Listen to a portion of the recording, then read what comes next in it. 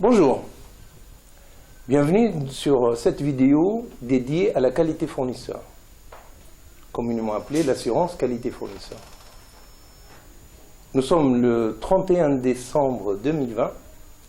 J'en profite pour vous souhaiter à toutes et à tous une bonne, heureuse et utile année.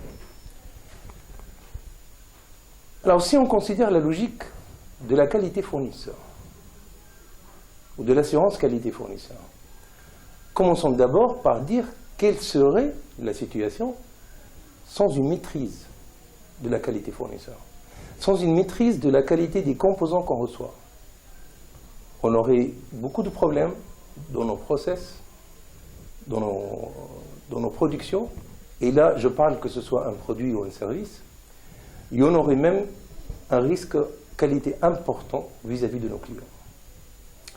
Donc cette activité est importante. Mais je vous invite de remonter un peu d'un cran et voir toutes les activités de la qualité dans l'entreprise. Alors bien sûr, dans la qualité, dans les organes de la qualité, on va dire, dans une entreprise, on va trouver le système de management de qualité, ou alors le responsable système qualité, qui est vraiment l'axe central dans l'entreprise, c'est, on va dire, le gardien du temple, les processus, la politique qualité, les interactions, voilà, les audits internes, etc. On va trouver la qualité projet, qui va accompagner le projet lors de sa phase. On va trouver la qualité client, qui va s'occuper de la satisfaction du client. On va trouver la qualité interne, d'autres l'appellent la qualité production ou la qualité process, etc. Peu importe, c'est vraiment la qualité qui va supporter l'activité opérationnelle dans l'usine. Et on va trouver la qualité fournisseur. Alors, juste pour commencer, je vais, en parlant ce que définit la norme l'ISO 9001, vous savez qu'elle est bâtie sur 7 principes. Un de ces principes, c'est la gestion des relations avec les parties intéressées, dont le fournisseur. Le fournisseur est une partie intéressée. Et la norme nous demande de manager, de gérer nos relations avec ce fournisseur. On peut concevoir plusieurs méthodes de gérer avec le fournisseur. Il y a la méthode forte, qu'on peut nommer communément entre le marteau et l'enclume, où le fournisseur il doit subir comment dire, les décisions, les désirs, les ordres de son client. Alors, ça a ses avantages, mais ça a surtout pas mal d'inconvénients.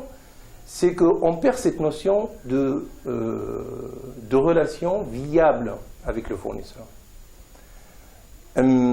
Si on va plus loin que ça, on peut imaginer une relation où on a une assurance qualité fournisseur dans les termes, c'est-à-dire l'assurance qualité, c'est un ensemble d'étapes qui peuvent nous emmener à la maîtrise de la qualité fournisseur en mettant en place, par exemple, des activités de contrôle-réception, en mettant en place des activités d'escalade de non-conformité fournisseur, en mettant aussi des activités de surveillance des fournisseurs, que ce soit par des audits ou par des contrôles divers, etc., et des activités d'échange. La COMEX, par exemple, c'est une activité d'échange. La COMEX, c'est la commission d'expertise où on peut inviter le fournisseur pour voir des pièces ensemble, pour discuter et mener des plans d'action. Alors aujourd'hui, il est important de s'inscrire dans cette démarche-là. Pourquoi? Pour gagner le fournisseur. Je reviens à la notion de partie intéressée. Et il s'agit de gagner le fournisseur. Mais gagner quoi? Gagner un partenaire.